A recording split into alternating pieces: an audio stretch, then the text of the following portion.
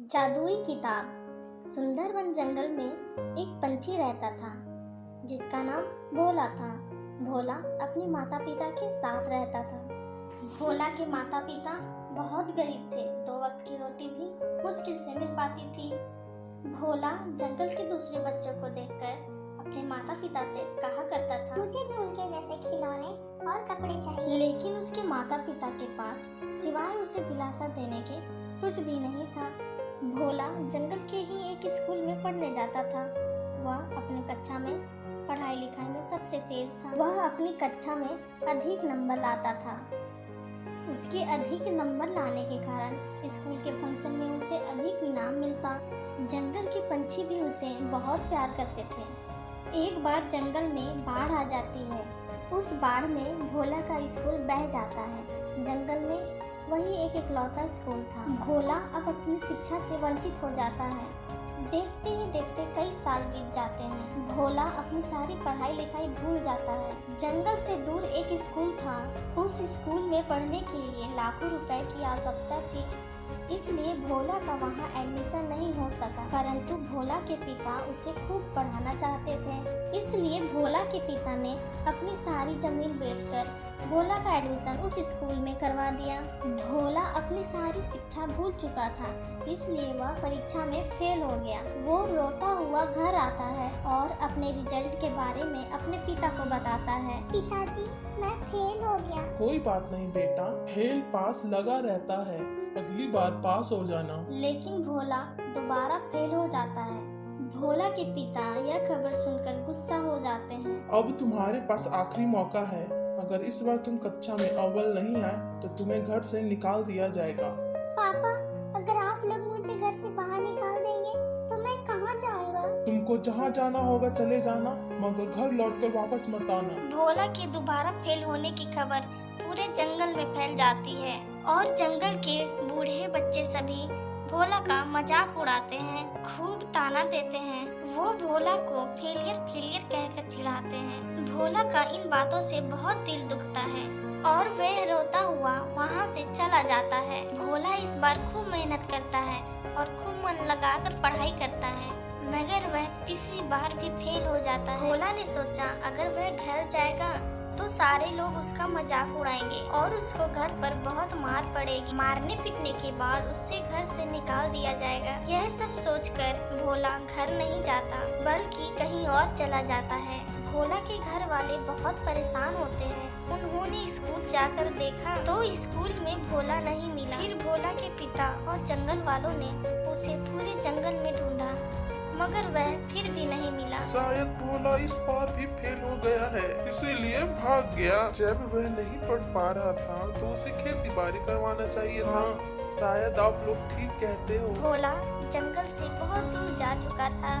भोला को खुद भी नहीं मालूम था कि वह कहाँ जा रहा है। चलते चलते उसको एक घर दिखी। भोला उस घर के करीब गया और दरवाजा खटखटाया। अंदर से एक पंछी निकला और भोला को अपने घर के अंदर बुलाया। भोला ने उसे अपनी सारी बातें बताई। उस पक्षी ने भोला को कुछ खाने को दिया। खाना खाकर वह सो गया। जब सुबह वह उस पंछी के घर से जाने लगा तो उसने भोला को एक जादुई किताब दी और कहा, यह किताब तुम्हारी मदद करेगी।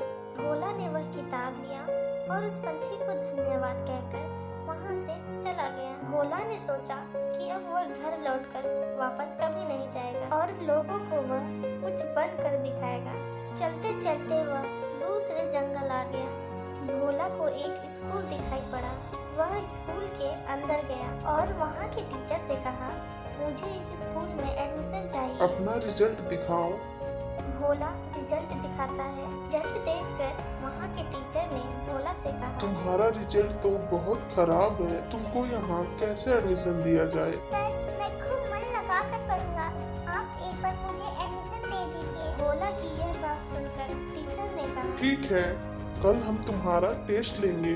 अगर तुम टेस्ट में पास हो गए तो तुम्हारा एडमिशन हो जाएगा, वरना तुमको यहाँ एडमिशन नहीं मिल सकता। फिर भोला वहाँ से चला गया और एक पेड़ के नीचे जाकर बैठ गया। वह सोचने लगा कि मुझे बहुत अधिक पढ़ना लिखना तो नहीं आता, आखिर मैं टेस्ट कैसे पास करूँगा। फिर उसने सोचा क्यों ना कुछ पढ़ ही लिया जाए। उसने अपने बैग में हाथ डाला और एक किताब निकाली। उसके हाथ में वही किताब आई जो उस पंछी ने उसको दिया था। भोला ने वह किताब खोली तो उस किताब से एक आवाज आई, भोला, मैं तुम्हारे बारे में सब जानती हूँ। यह देखकर भोला हैरान रह गया कि इस किताब से आवाज कैसे आ रही है। भोला ने किताब से पूछा, तुम कौन हो? मैं एक जादुई किताब हूँ। तुम मुझे कैसे जानती हो? जिन्होंने तुम्हें यह किताब दिया है वो मेरे मालिक हैं और मेरे मालिक ने तुम्हारे बारे में मुझे सब कुछ बता दिया है। तुम मेरे लिए क्या कर सकती हो? तुम मुझसे जो सवाल पूछोगे मैं तुम्हें उसका उत्तर बता दूंगी। हे जादुई किताब, मुझे बताओ कि कल टेस्ट में क्या क्या सवाल पूछा जाएगा। किताब ने भोला को वो सब बता दिया जो कल भोला से टेस्ट में पूछा जाने वाला। तो भोला रात भर वही याद करता रहा। बहुत परिश्रम और मेहनत के बाद उसने सारे सवालों का जवाब याद कर लिया और टेस्ट देकर पास हो गया। इस तरह भोला को उस स्कूल में एडमिशन मिल गया। भोला उसी स्कूल में हॉस्टल में रहने लगा और जब भी उसकी परीक्षा आती वह जादुई किताब से सारे जवाबों का उत्तर पूछ लेता और जादुई किताब उसे सारे उत्तर बता देती। भोला उन उत्तरों को बड़े ध्यान से पढ़ता और कई दिनों के परिश्रम के बाद वह सब कुछ याद कर लेता। इस तरह परीक्षा में वह सारे प्रश्नों का उत्तर देकर अव्वल नंबर से पास हो जाता और उसे क्लास में अव्वल आने के कारण बहुत सारे इनाम भी मिलते। धीरे धीरे पास होते होते वह लॉ कॉलेज में पहुंच गया। लॉ कॉलेज में भी वह अव्वल नंबर से पास होकर एक जज बन जाता है। भोला की जज बनने के बाद उसकी पोस्टिंग उसी के जंगल की कचहरी में हो जाती है और सरकार की तरफ से उसे एक बड़ा सा बंगला दिया जाता है। उधर भोला के पिता को खून के इल्जाम में झूठी केस में फंसा दिया जाता है और एक दिन भोला के पिता की कोर्ट में पेशी होती है। उस दिन भोला का कोर्ट में पहला दिन रहता है। भोला के पिता को बुलाया जाता है। भोला अपने पिता को देखकर पहचान लेता है और उसकी आंखों से आंसू आ जाते हैं, लेकिन भोला का पिता भोला को नहीं पहचान पाता। मुकदमा शुरू होता है और भोला के पिता के खिलाफ एक भी सबूत नहीं मिलता, इसलिए भोला अपने पिता को बाइज्जत बरी कर देता है। एक दिन के बाद भोला अपने घर जाता है। भोला के पिता और जंगल वाले उसे देखकर खड़े हो जाते हैं, परंतु कोई भी भोला को पहचान नहीं पाता।